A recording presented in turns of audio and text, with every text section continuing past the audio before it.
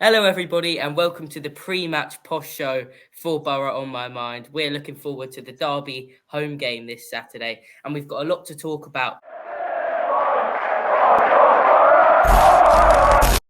First of all, we got to talk about Cobblers away last Saturday. You boys were both there, right? Yes. Unfortunately. What were our thoughts? I'd rather not be there, to be honest. It was a horrid day, wasn't it? We were just like bad, really, from start to finish, weren't we? Yeah.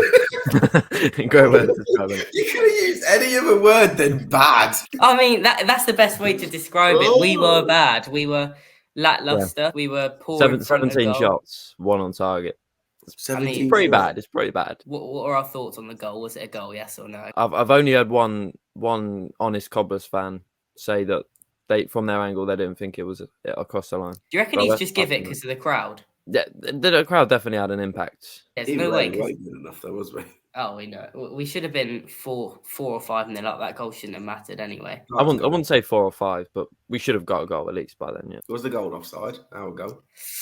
Yeah. I look back at my footage and I could see that it was just offside, I think. Let's talk about Ricky J. Jones. What are we thinking? Is he a professional footballer? No, he's garbage. I think a lot of people have been very harsh, but obviously he's not been great with the chances he has had to play so far this season. Obviously, we're not too far into it, but he's not exactly impressed Posh fans. I heard one Posh fan say he's got a touch of a trampoline at Reading away, and yeah, I guess you can see why. That ball across the box was, the one where it kind of came across to him and he was in the 6-yard box. Yeah. And rather than just trying to actually shoot, he just let it hit his legs and then it just went out. I generally don't think about the academy. I don't think he'll be here. What do you reckon we should do with him then? Keep, sell? What? Ideally, we should be loaning him to League Two, but I don't think we'd do that. You reckon we keep him? I reckon so. Right. That takes us on to our next point. Is there any sub that we can make that doesn't make our team drastically worse? That's a difficult one because the subs that we have brought on throughout the start of the season haven't really had much of an impact from what I can remember. I think the Barnsley game after the second goal, I think we brought on Ricky. Yeah, and he did set up the third goal, to be fair, but that was more Poku than anything. He actually did a bad cross and Poku just caught the defender asleep, didn't he? Ajiboye comes on for Poku. We're immediately severely weakened on the right-hand side. Is there anything you can do to change a game when we're actually behind? Sign some players.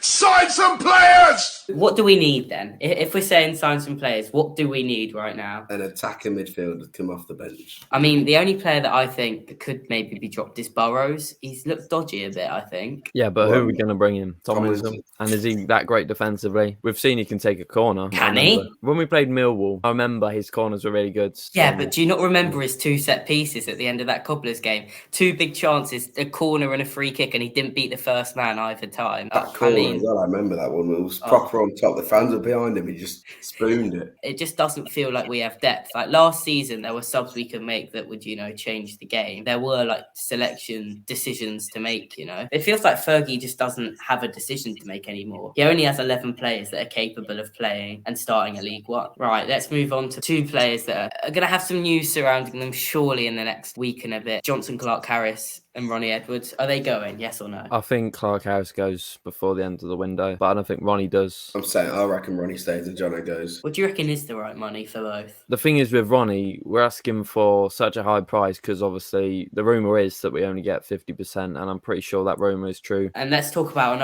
another player, Shimanga. What a player. What a player. I really want him to. I really want him to work out, but he's just not given enough chances. I didn't understand us signing him in January personally, especially when he didn't really get much game time, did he? He's chucked on last 10 minutes and expected to change the game. Usually when you see a player, you look at Ricky, even though people are saying, he's not good enough, there's a bit about him. With Shimanga, I just don't think he's got anything about him at all. But imagine if Jono was in that position and he was coming off the bench. Do you think he'd have the same impact? Because I think he would. Our players don't seem to do great off the bench. It's very rare that we make a sub and it changes the game. So our opponents on Saturday, a Derby, they've not had the best start to the season. Everyone at the beginning of the season was saying that they're gonna walk the league. I think you said that. You said that, didn't you, Topper? Yeah, I've got them first. What What do you actually think's happened to them? Or do you think they were just like overhyped at the beginning of the season? I still think they're winning the league. Definitely overhyped. I mean, they signed a few players, but I still don't think they're good enough to be battling for top 2, in my opinion.